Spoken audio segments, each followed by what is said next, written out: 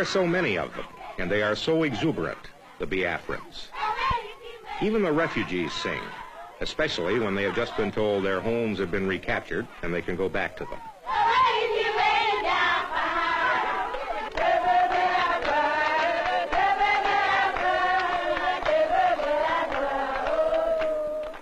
They sing when they get their daily meal.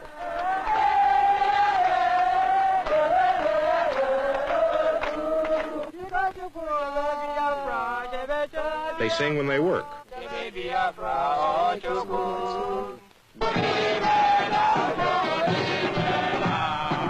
They sing when they practice army marching.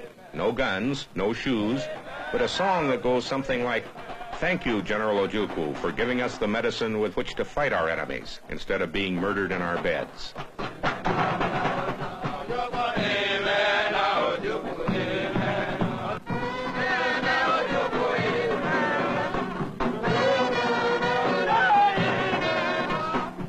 A kind of spirit that has kept them going through 2 years of starvation and defeat.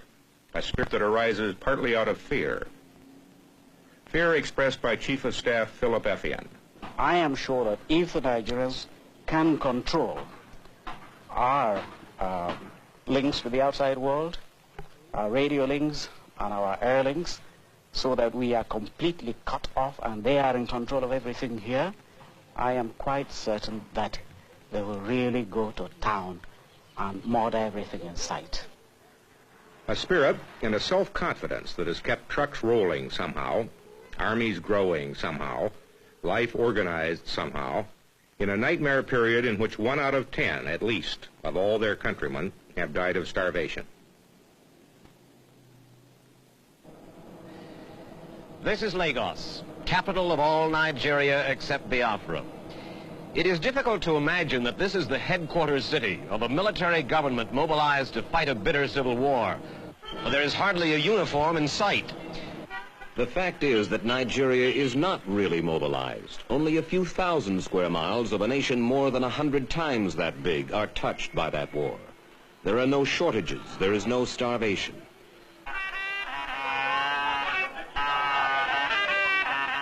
In the vast northern stretches of Nigeria, the Muslim prayer day is consecrated as it has been for centuries. And there is not a soldier to be seen.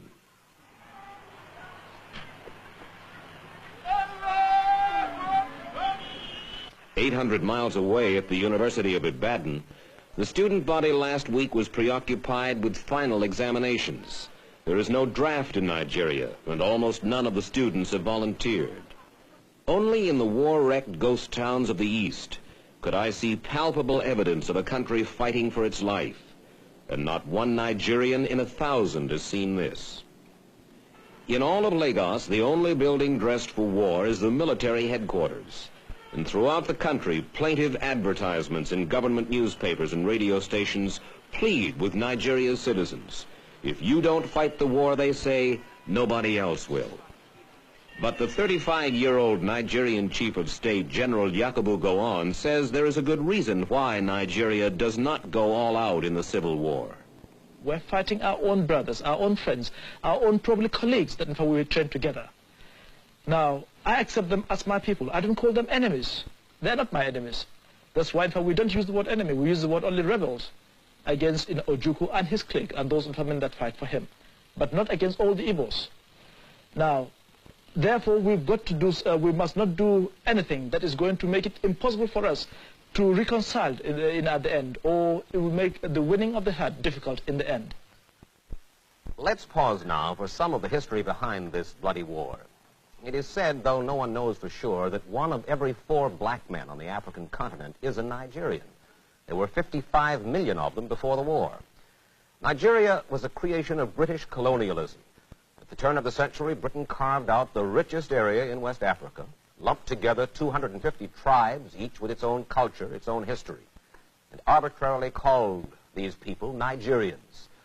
Of those tribes, 3 were dominant: the Hausas, most numerous, Muslims in the north; medieval, lagging behind the others in education and commerce; the Yorubas in the west, animists and Christians, the first educated; and the Igbos in the east, where Christianity is now strongest.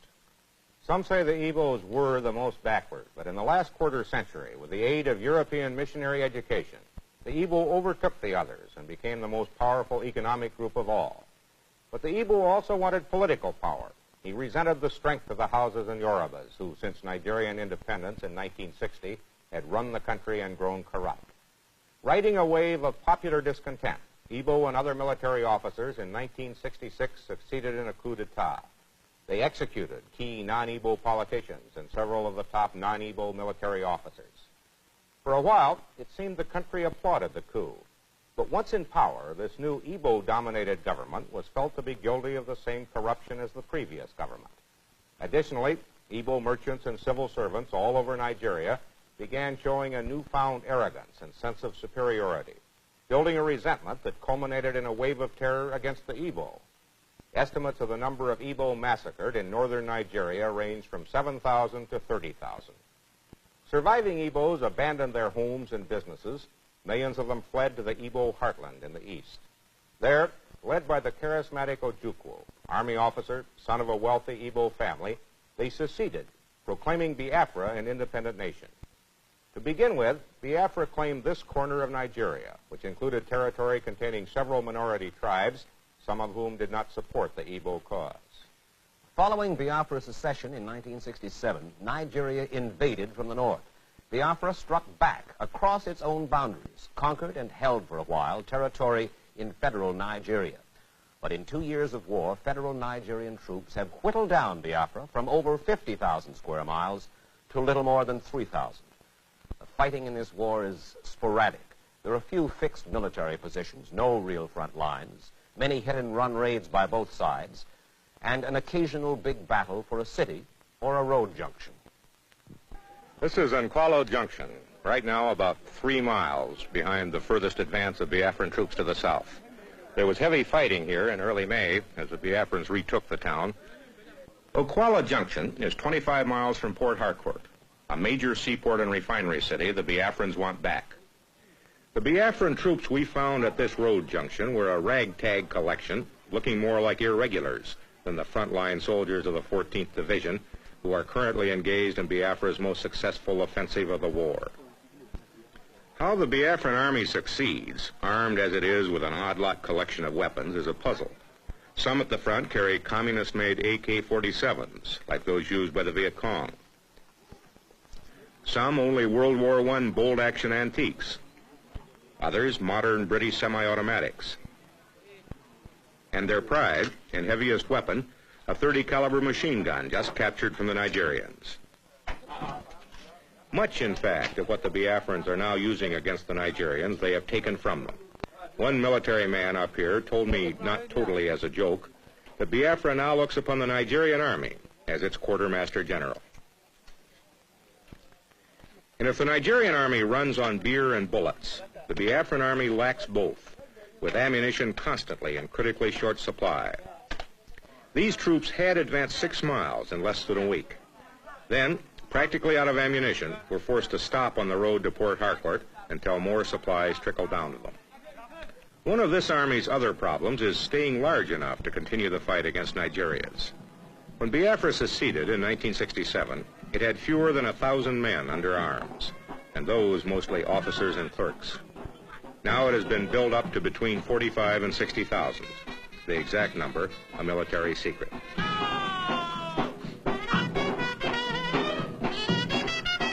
Volunteers made the original army build-up easy.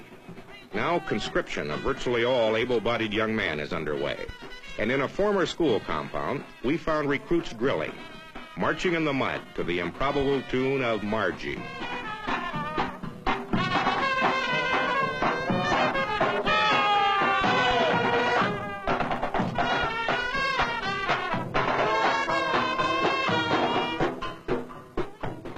These new soldiers are also taught the rudiments of jungle warfare and ambush, to be used against an enemy which holds most of Biafra's major cities, several vital road links, but not too much of the countryside.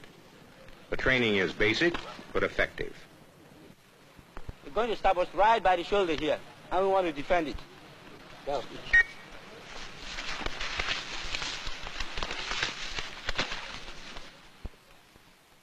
And here I met a young trooper, a very young trooper in the Biafran Army. How old are you? I'm 10 years. 10 years old. Do you know why Biafra is fighting? Biafra is fighting for survival. Is it going to win? Yes, sir. His spirit and that of this tattered army, driven by fear of genocide which may or may not lie ahead if they lose, plus what must be massive ineptitude on the part of the Nigerian army, is the most probable